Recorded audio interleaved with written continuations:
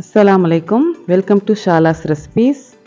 இன்றைக்கி நம்ம என்ன ரெசிபி பார்க்க போகிறோம்னா, ரொம்ப சூப்பரான டேஸ்டான கேரட் கீர் தாங்க பார்க்க போகிறோம். ரொம்ப ஹெல்த்தியான ரெசிபியும் கூட. வாங்க எப்படி செய்யலாம்னு பார்க்கலாம். நான் ஒரு கிளாஸ்வேர் எடுத்திருக்கேன். அதில் 1/4 கப் நெய் சேர்த்துக்கலாம். இதில் 1/4 கப் முந்திரியும் கொஞ்சம் கிஸ்மிஸும் சேர்த்துக்கிறேன். நான் நெய்யில் நல்லா வதக்கிக்கிடுவோம்.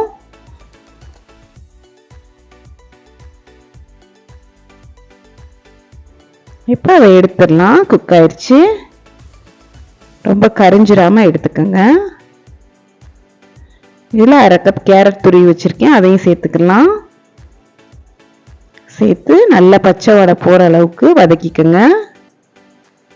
1/3 கப் ப்ரௌன் சுகர் எடுத்திருக்கேன். நீங்கள் ஒயிட் சுகர் கூட சேர்த்துக்கலாம். சேர்த்து நல்லா மிக்ஸ் பண்ணிவிட்டு இது ரெண்டும் சேர்ந்து நல்லா பாயில் ஆகணும். கொதிக்கட்டும். கொதிச்சதுக்கப்புறம் 2 கப் மில்க் சேர்த்துருக்கேன். நான் 1/2 லிட்டர் பால் இது சேர்த்து நல்லா மிக்ஸ் பண்ணிக்கோங்க. தண்ணி சுத்தமாக சேர்க்கல, கெட்டியான பால் இது. இப்போ நல்லா கொதிக்கட்டும். கொதிக்கிற வரை நம்ம வெயிட் பண்ணுவோம். நல்லா கொதிச்சதுக்கப்புறம் தாங்க நம்ம ஜவ்வரிசி சேர்க்கணும், இல்லைன்னா கீழே அடியில் போய் நமக்கு நின்றுக்கிறோம். இப்போ ஜவ்வரிசி ஒரு 3 டேபிள் ஸ்பூன் நான் அதில் சேர்த்துருக்கேன். பொடி ஜவ்வரிசினால இது 5 நிமிஷத்தில் நமக்கு குக் ஆயிரும். அதே மாதிரி பாலும் கொஞ்சம் நமக்கு வற்றி வரணும். அதனால கொஞ்சம் மீடியம் ஃப்ளேமில் வச்சு அப்பப்போ இந்த மாதிரி மிக்ஸ் பண்ணி விட்டுக்கோங்க. அப்போ தான் கீழே ஜவ்வரிசி போய் உட்காராமல் இருக்கும். அதுக்காக இதில் 1/4 கப் மில்க் மேட் சேர்த்துக்கலாம். இன்னும் திக்னஸ் அதிகமாகிறதுக்காக சேர்த்துட்டு அதையும் நல்லா மிக்ஸ் பண்ணிவிட்டு